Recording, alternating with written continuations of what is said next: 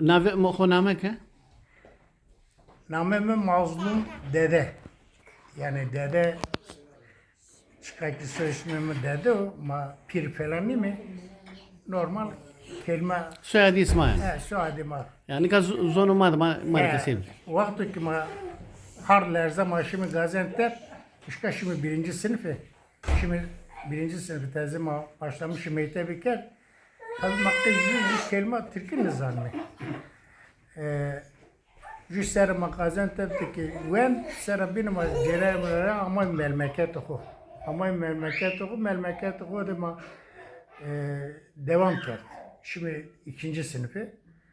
Ma devam ker ne bu ona tabii ma Çin musaymi ne yazı zanmi ne Türk zanmi ne Çin musaymi işte vakti ki ma kotini dersi malum amını vatini ki ya şerimleri falan Çi biyarım mesela mara Çi baştığını ma şimdi Çili binardını İmara başka Çi vatini ma başka Çi kerdini nizantını çünkü ma Türk'ün nizantını Höyde şu anda ders ödev ama şimdi çeku vatani mara vatani katışma şunu çeku maya kupiyo de zona ku kesime kiri Türkiye kesibi kiri şuma vakti ki maya na ku piyano ku de zona ma kesibi kiri şuma şurada biraz katı zona şuma kesi kesini kerdu az anlamış ben.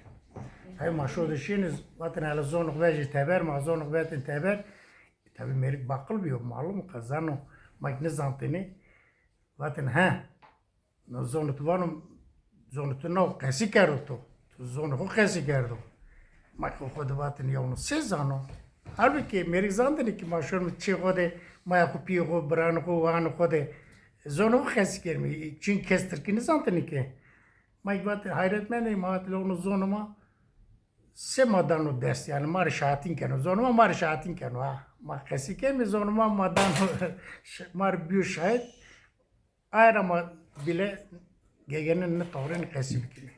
Niye torunu zona kasibdir. Ya. Smari kert tomete. Van zonu smari kert tomete. Zonuma kerte ter zamanı ki tabi mesele zaafı. Kert tomete yani size yasakladılar yani. Yasakladılar.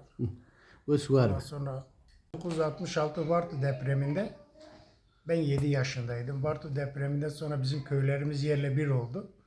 Bizim köylerimizi istikam olarak şeye gönderdiler. Gaziantep'e gönderdiler. Biz Gaziantep'e gittiğimizde ben 7 yaşındaydım. Orada 7 yaşında olup da 12, 13, 14 yaşına kadar olan gençleri hepsini bir okula yazdırdılar. Ben mesela 2 tane ablamla birlikte okula gittim. Ondan sonra 1 yıl orada kaldık. 1 yıldan sonra tekrar Varto'ya döndük. Varto'da devletin bize verdiği barakalarda yaşıyorduk. Orada da 2. sınıfa devam ettik. Şimdi biz tabii tek kelime Türkçe bilmiyoruz. Ana dilimiz Zazaca. Okula gittiğimizde bizi işte önce harflerle, o zamanki eğitim öğretim farklıydı. Harflerden hecelere, hecelerden kelimelere, kelimelerden cümlelere geçiyordu. Tabii öğretmenlerimiz genelde yine bizim öğretmenlerimiz de Aleviydiler. Yine bizim dilimizi iyi bilenlerdi. Biz bazen sınıfta Zazaca konuşunca onlar bizim ne dediklerimizi biliyorlardı.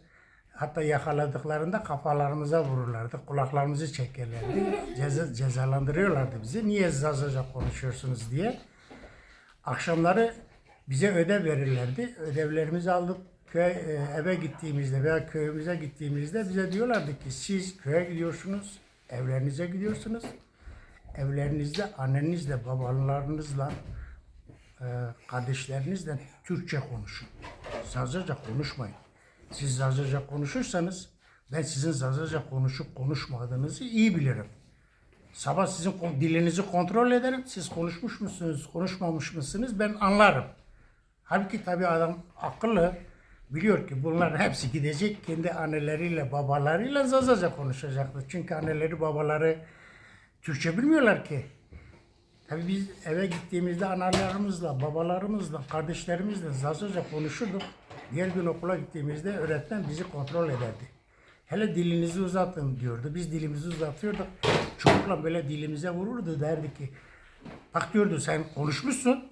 Sen dilin işte belli, sen Zazaca konuşmuşsun. Biz de kendi kendimize hayret ederdik, ya diyorduk bu nasıl biliyor. Meğerse tabii çocukluk kafası. Meğerse adam tabii bizim analarımızla babalarımızla başka dil konuşmayacağımızı biliyordu. Öyle bizim kafamıza vura vura soktular.